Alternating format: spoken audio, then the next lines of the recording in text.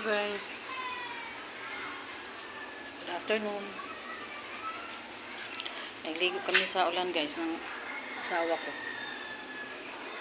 Umulan ngayon, tanghali. Ang Biyernes Santo. May blessing na naman guys na ulan. Ayan eh. Ayan. Yan ang sitwasyon ngayon. Panahon dito sa hindi ko alam kung dito lang sa Quezon City guys.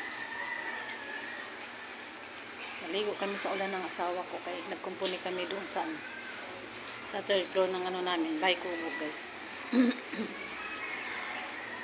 Inano namin yung mga dingding kay pumapasok yung ulan. Yan, kahapon yan guys, yung ginawa namin samantalang kanopi yan.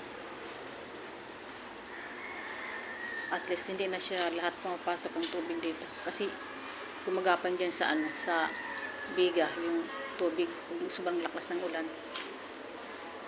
Eh, sinasaksakan namin ng sako.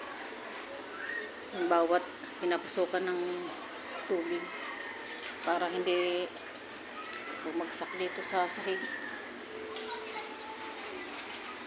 Yan ang guys, sitwasyon na hindi pa tapos. Pag tag-ulan, problema. Kasi kahit maliit lang na butas, papasok talaga yung tubig.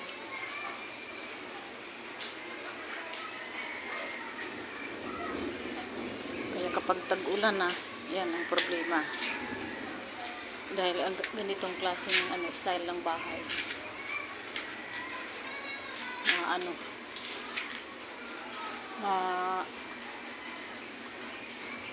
Problema talaga sa tubig ulan.